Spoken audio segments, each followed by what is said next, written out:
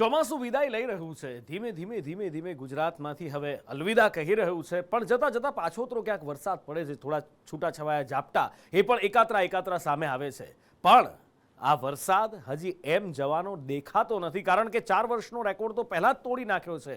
જેટલો વરસે એના કરતાં 47% વધારે વરસી ગયો છે અને છેલ્લે જતા જતા કદાચ નવરાત્રી પણ બગાડતો જાય.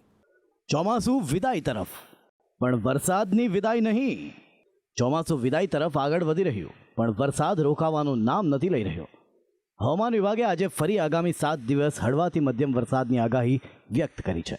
સાથે આગામી 25 થી 26 તારીખે દક્ષિણ ગુજરાતમાં ભારે વરસાદી આગાહી व्यक्त कराई है।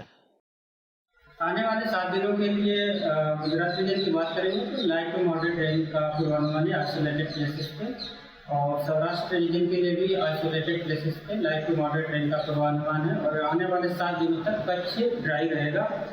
और वार्निंग की बात करेंगे तो डे 6 और डे 7 में हैवी रेनफॉल की वार्निंग है। और जो डिस्ट्रिक्ट है जहाँ पर हैवी रेनफॉल की वार्निंग है वो डिस्ट्रिक्ट है नवसारी, वलसाड, दमन और दादरा नगर हवेली। पाछोतरा वरसादનું કારણ છે 23 સપ્ટેમ્બરના રોજ બંગાળની ખાડીમાં સક્રિય થનાર સાયક્લોનિક સર્ક્યુલેશન સિસ્ટમ, જે ગુજરાતમાં વરસાદ લાવશે. હવામાનશાસ્ત્રી અંબાલાલ પટેલ કહી રહ્યા છે કે સપ્ટેમ્બરના અંતની સાથે ઓક્ટોબરની શરૂઆતમાં પણ વરસાદી માહોલ રહેશે, એટલે નવરાત્રિમાં છૂટો છવાયો વરસાદ જોવા મળશે. તારીખ 27, 28, 29, 30 અને 30માં ગુજરાતના ભાગોમાં આવવાની શક્યતા રહેશે.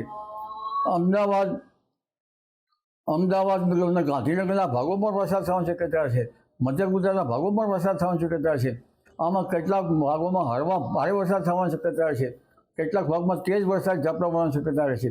તારીખ 3 ઓક્ટોબર સુધીમાં લગભગ દક્ષિણ ગુજરાતના ભાગો અને પૂર્વ ગુજરાતના ભાગો, મધ્ય ગુજરાતના ભાગો અને ઉત્તર ગુજરાતના ભાગોમાં આ સિસ્ટમને જે એક પછી એક સિસ્ટમો બની રહી છે તેની અસરો વધારે થશે અને લગભગ ભારેથી અતિ ભારે વરસાદ દક્ષિણ ગુજરાતના ભાગોમાં અને ગુજરાતના કેટલાક ભાગોમાં થવાની શક્યતા રહેશે. ખેર, આમ રાજ્યમાં ચોમાસું ભલે વિદાયના મૂડમાં હોય, પણ વરસાદની વિદાય નથી થવાની. સપ્ટેમ્બરના અંતની સાથે ઓક્ટોબરની શરૂઆતમાં મેઘો ધડબડાટી બોલાવશે.